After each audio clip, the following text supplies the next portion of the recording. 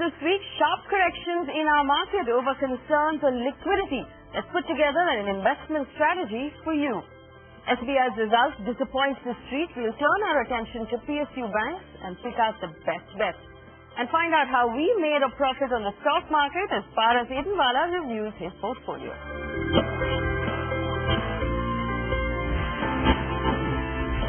Welcome to All About Stocks, a show specially designed for long-term investors. Now, I know you've been busy in the office all week, but don't worry. We've been tracking the markets for you. We've done all the research and we've picked the stocks. All you need is a pen and paper. We'll take a very close look at PSU banks and the pharma sector this week. We'll also answer all of the questions you sent in over the week. Remember, there's an email ID at the bottom of your screen. You can send in any question you have about your stocks. Before I go any further, Ajay is here to give us an update on how the markets performed this week. And of course, our rupee, that's almost at an 8-month low. Ajay. Well, it was a rather punishing week for the Indian markets. We sold off around 3.5% for the week gone by, to the extent that Nifty, in fact, shut shop below the 6,000 level on Friday. India was not alone. It was a global correction which we were actually witnessing on comments from the US Fed. Even Bank of Japan sounded cautious. So the concerns regarding big central banks from US and Japan start to turn cautious as far as their liquidity injection into their economies are concerned.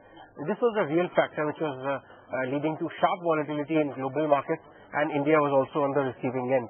US market is throwing up, economic macro data points which are relatively better, increasing, expectations that probably the economy is coming back on track. Inflation remains a big concern in Japan. So strategists thought that probably the central banks are trying to address these two areas and may go very calibrated in easing or liquidity injection into the system. That actually spooked the market. To add to that, our Indian rupee slipped to a fresh 9-month close. In fact, it tested the 56 marker to the dollar, which also added nervousness as far as traders are concerned. Going forward, traders believe that now the earnings season are behind us. Until the RBI policy meet is relatively closer, the market could continue looking at global cues for direction and may remain under pressure. All right, Ajay, thank you for that information. Joining us today is Paras Edenwala, the Managing Director and Principal Portfolio Manager at Capital Portfolio Advisors. Paras, thank you so much for spending time with us over this weekend. Now, we didn't see a very powerful pullback on Friday after all of that volatility, both in the domestic and the global markets. Does this mean the correction we saw over the last 1 week is not a one-off and we're likely to see more volatility going forward? Yeah, I would tend to think so. Looking at the manner in which the global markets have really moved, they are perched almost near the peak, and therefore it is but natural that we could see some kind of a technical correction, and consequently, I think the correction in India would also follow what is happening globally. But having said that, until the time the liquidity is all around, thanks to the QE by the Western economies, the equity markets will continue to do well. And therefore, I think we can just view this correction as a technical correction rather than a reversal in trend. Well, Paras, they do say that you have to sell in May and go away. Now, given what we have seen, there's optimism about the RBI's rate cut. We saw a lot of volatility over the last 1 week. As retail investors, how should we be approaching this market? Most of us are used to seeing a lot of headwinds in the last 4 years. But for a change now, we are seeing a lot of tailwinds. And therefore, it may not be right to view our equity markets with a lot of caution and suspicion at a time when we are seeing inflation coming off, at a time when we are seeing corporate earnings kind of almost at the trough now, and beginning of a kind of up move, and a possibility of an interest rate cut. So my sense is any dip in the markets should be used by long-term investors to be buying into high-quality stocks. All right, so use those dips to buy into high quality. And Paras, give us a couple of guidelines. When you say high quality, can you tell us what you're referring to, or is there a checklist that we can use to check and see if the stocks that we have are high quality stocks? When I say high quality, the starting point is clearly the quality of management, followed by the nature of business. Less cyclical the business, the better it is for the investors. Third is the quality of balance sheet, that's financials. less leverage the company, the better it is for the investor. Fourth are the growth prospects. Has the company been growing consistently over the last 4 to 5 years? And finally, it's the valuation. The valuations have got to be in favor of the investors rather than someone overpaying and by following what others are doing. All right, so that's a very quick checklist you can use. Remember, that's management, the quality of the business, the quality of the balance sheet, the growth prospects, and of course, finally, the valuations. You can always write to us if you have questions about the stocks in your portfolio. Paras, I also want to ask you about the Just Dial IPO. A 900 crore IPO was subscribed 11.6 times, closing on Wednesday. Now, this is the biggest IPO the country has seen this year. Support largely came from qualified institutional buyers, or QIB as we call them, and high net worth individuals. Now, we know retail investors will get a discount of 10% on that issue price, but I want to understand from you what your expectations are from this stock on listing day. And for those of our viewers who will receive an allotment, would you recommend they book some profits on listing day, or is this a long-term stock? I think Just Dial is a company which is into a niche business, and the growth trajectory has been pretty attractive over the last 5 years, and has become a brand in itself when it comes to seeking information about telephone numbers or address and so on. And therefore, I think it's a good company to be invested at an appropriate price. I think the IPO price, to my mind, was a little expensive, and looking at the kind of hype that it has kind of attracted, I wouldn't be surprised if it starts quoting or listing at a price which is at a premium to the IPO price. And if the returns are, if the investors are making about 25 to 30% return, my suggestion to them would be to just exit out of the stock and wait for an appropriate price to get into the stock once again. All right, so that's Just Dial. The IPO closed on Wednesday. We have a question that's coming from Kshitij. He has 20 shares of State Bank of India, which he bought at 2,190 rupees, and 30 shares of Punjab National Bank, which he bought at 725. He wants to know if he should hold or sell these stocks. Now, SBI was in the news this week because it missed estimates on its results. Profits were down about 19% in that fourth quarter. It ended the week at 21.51. I'm going to bring in Ajay to give us a quick wrap on those numbers from SBI, and then we'll ask Paras what you should be doing with that stock. Ajay. During the week, State Bank of India came out with earnings, and surely it was a big sentiment dampener for the overall market. Though the most impact was actually seen on the Stone stock, which dropped around 8-9%. Continued to drop the next day as well on weak earnings, but also had a big rub-off effect on the other public sector banks. So at the time the numbers came out, we also saw PNB, Can Bank, Bank of Baroda, OBC, all of them take very sharp knocks.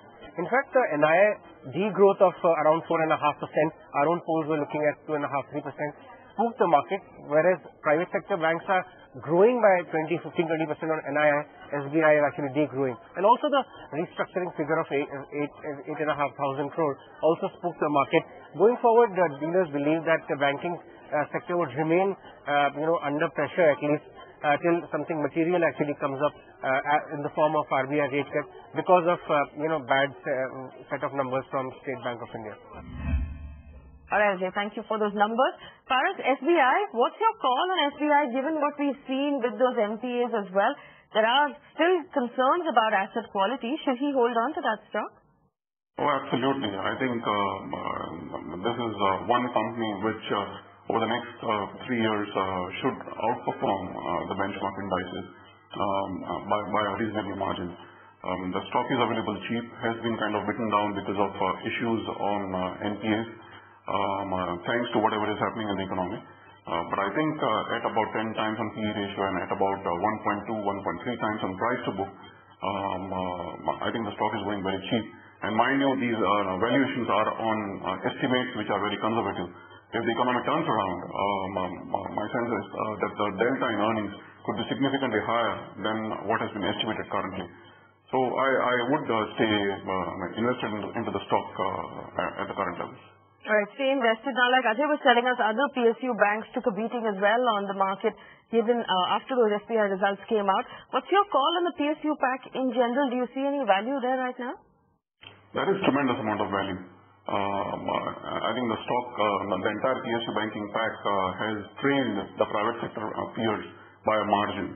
While the private sector peers have moved up, the PSU banks have been on the receiving end, and therefore the valuation gap has kind of really increased significantly. And as I mentioned for SBI, as the economy turns around, whatever has been written off or provided for, there is a high possibility that those assets may turn out to be good, and there could be a lot of write back, which could improve the growth trajectory in several PSU banks.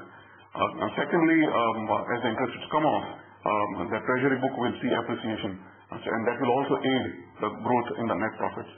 So I think with potentially growth coming in at the top line in terms of net interest income, the bottom line growth will be significantly higher than the growth in net interest income, and the valuations are absolutely cheap.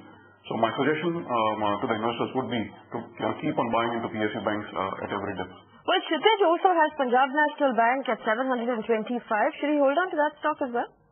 Yeah, the arguments remain the same even for Punjab National Bank. I think it's a good bank and second largest to SBI in terms of the size of the assets within the PSU banking space. So the recommendation is a hold. When we come back, we'll take a look at a portfolio that Paras has designed for us as retail investors. We'll also tell you why Wockhardt has been in the news and what you should do with that stock. Don't go anywhere.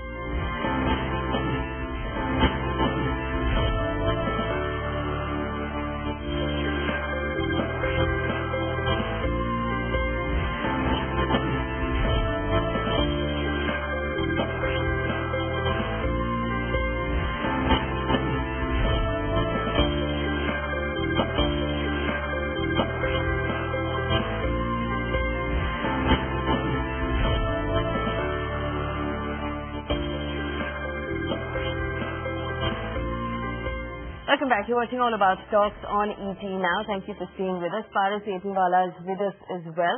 Now, those of you who watch the show on a regular basis, you know we've designed portfolios meant for long-term retail investors. Paras has designed one such portfolio for us. The good news about this portfolio is that it's been one of our most successful portfolios so far. Despite the volatility we've seen over the last few months, this portfolio has still managed to give us handsome returns. Paras, thank you so much for the portfolio. I'm going to take our viewers through the list of stocks you've picked out for us. There's Axis Bank, SBI, L&T, Maruti, Sun Pharma, ING Vysya Bank, Bajaj Corp, Bajaj Finance, PVR and Shobha Developers. Paras, all of these stocks are doing very well except perhaps SBI and L&T. Now, you talked about SBI earlier on the show. You told us to hold on to it. Give us your view on L&T right now. It's fallen 13% since we bought it. What should we be doing with this stock? Yeah, I think it's largely in line with the market. If you look at the numbers as per the markets, were a little lower than expectations. But to my mind, I think with a falling interest rate regime, you will see a reversal in fortunes of L&T. And maybe it's 1 quarter or 2 quarters, the things will change. And the valuations are cheap. If one has to be positive on India, one cannot be negative on L&T. And therefore, the long-term recommendation continues to be very positive. I think investors can expect effective returns from the current levels. All right, Paras, for those of our viewers who've just tuned in, who are looking at this portfolio for the first time, could you take us through your rationale for picking these stocks one more time and what we can learn from the way this portfolio has performed during this time of volatility? As I mentioned earlier, there are 5 basic rules for buying into a stock. Be the quality of management, the nature of business, the consistency of growth, the quality of financials of the balance sheet, and finally the valuations. Across all these 4 basic parameters, the stocks that are a part of the portfolio, they score very well. So that makes the stocks absolutely viable and investment worthy for the long term. If you look at the growth trajectory of most of these businesses, they are above average. When I say above average, as compared to the expected growth in Nifty. And my sense is the growth trajectory is higher than almost 3 to 4 times the growth trajectory of Nifty. So that makes the stocks very cheap on a return adjusted basis. So I think if the investors do follow these 5 basic principles of investing, besides a host of others, I think one cannot really go wrong on investing. All right, so that's Paras' portfolio. Remember, a return of 8.07% since the 7th of December. And I'll give you those names one more time. There's Axis Bank, SBI, L&T, Maruti, Sun Pharma, ING Vysya Bank, Bajaj Corp, Bajaj Finance, TVR, and Shobha Developers. That's the list on your screen right now. You can take that down and write back to us if you want any more details about that portfolio. We have a question from Dinesh who's written in. 200 shares of Wockhardt bought at 1977. He wants to know what to do with that stock. We know that Wockhardt was in the news. The stock fell almost 35% over the last week. I'm going to bring in Ajay to give us information on what happened with that stock, and then we'll tell you what you should be doing with it. Ajay. Wockhardt remained one of the stocks which was in focus at the end of the week. It almost lost 35% in 2 days alone on the development that US FDA has issued an alert as far as their Aurangabad facility is concerned. Management did come out and clarify, but that did not really saw a very huge reception in terms of recovery in the stock price. Analysts are putting an impact of around $100 million as far as the profits of Wockhardt are concerned due to this particular development alone. And some of the brokerages have in fact scaled back the target price. For example, Citi has scaled back their target price on Wockhardt from 2,500 odd to just about 16-20 rupees. So this may remain a near-term overhang on the stock price according to most analysts on the street. All right, Ajay, thank you for that information. Paras, Wockhardt, in spite of that 35% fall, should he be holding on to that stock? If the view, or the investment horizon is say at least 3 years, then definitely one should hold on. But if it is just 1 year, then I think it makes a lot of sense to exit. Thanks to whatever problems that the company is facing from the US FDA, it is possible that you could see a significant decline in profitability and the top line over the next 2 to 3 quarters. So I don't expect the stock to be an outperformer over the next couple of quarters. But if the view is 3 years over, then I think the returns from the stock could be really handsome. What we are seeing is an aberration in the otherwise very strong growth story of Wockhardt. So it depends on the investment horizon. Short term, exit. Long term, just stay put. Paras, we also have a question from Sushant, who has 10 shares of Sun Pharma bought at 745. He wants to know if he should hold on to that stock. What would you advise him to do? Yes, Sun Pharma, the numbers on a consolidated basis, thanks to the Taro numbers, may be a little subdued and may not really match the expectation of investors. But let's not forget that quarter after quarter, this is a company which has kept on delivering, and there are going to be aberrations again in this case as well, over the long term attractive story. So if the stock does correct, due to numbers which are below expectations, I think that it would be again a good time to really be buying into Sun Pharma if the investor has not bought whatever he really wanted to buy. So despite the profits, I think the story continues to be very strong for Sun Pharma, thanks to the quality of management and the strong balance sheet. One should just stay put with the company. All right, so stay put with that stock as well. Now, most of our pharma stocks have been in the news over the week, mostly because of bad news. We saw Ranbaxy shares come down about 10% on Thursday because of reports that the Indian Health Ministry has ordered a probe into some of the approvals that were granted to Ranbaxy. Paras, I want to understand from you the 3 pharmaceutical companies that have had trouble this week and the whole sector put together. Where do you see the most value in pharma right now? Clearly, with a 1 year perspective, most frontline pharmaceutical stocks look expensive. But if one is taking investment horizon which is beyond 1 year, then I think there are lots of opportunities within large cap space as well as the mid cap space. But if one has to really pick a stock which is looking interesting at the current levels, my vote would definitely go in for Ipca Laboratories. I think the stock is cheap and as compared to the growth trajectory, and the company will keep on growing at about 20-25% every year, and is available at just about 12.5-13 times on FY14 estimates. So I think that's looking pretty interesting. And so are other small to mid-cap pharma companies where there is a huge gap in valuations as compared to the large caps. All right, so there you have it. Ipca Laboratories among all of the pharmaceutical stocks available to you right now. Time for a quick break. When we come back, we'll talk about Bajaj Corp, Coal India and DLF. Don't go anywhere.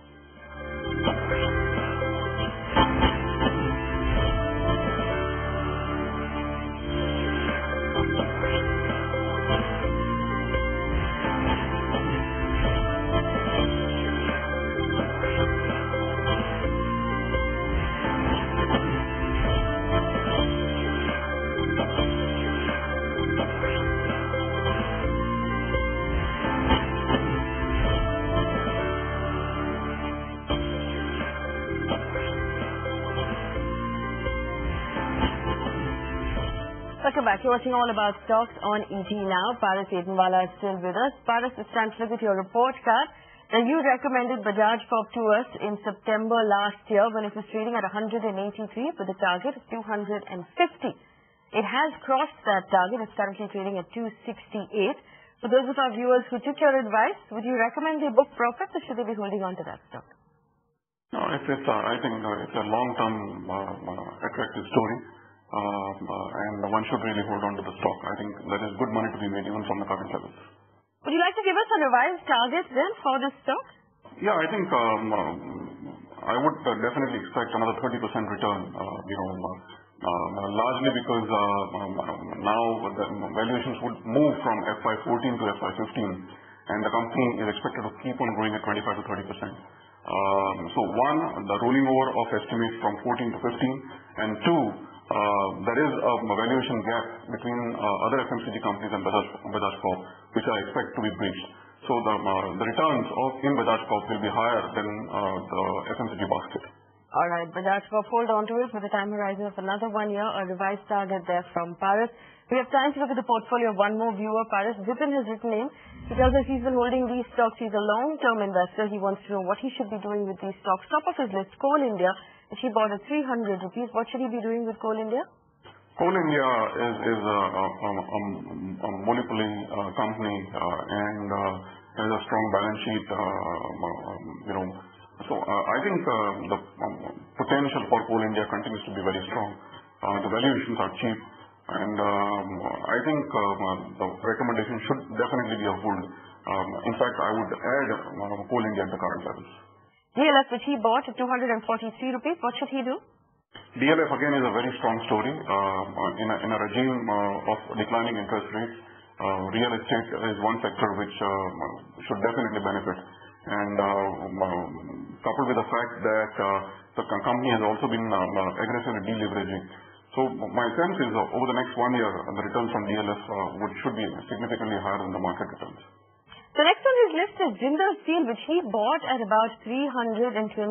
Now, there have been disappointing results that came out of this company. Also, steel in general as a sector has been taking a beating. What would you recommend he does with this stock? While the company is pretty strong in its area of operation, the business that it is in, is still waiting to turn around. And therefore, I think it makes a lot of sense to be exiting out of this business and getting into something which is much more predictable and which is up the growth curve. So it makes a lot of sense to switch out of Jindal Steel into maybe any of the good stories in banking. Well, he also has 50 shares of Tata Motors, which he bought at 300 rupees. What's your call on Tata Motors?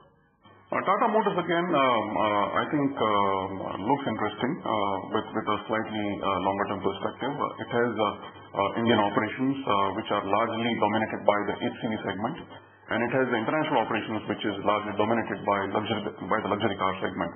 The international operations have been doing well. The Indian operations have been suffering because of slowdown in the economy. But again, if one is taking a 3-year perspective, I think Tata Motors looks very interesting at the current valuations.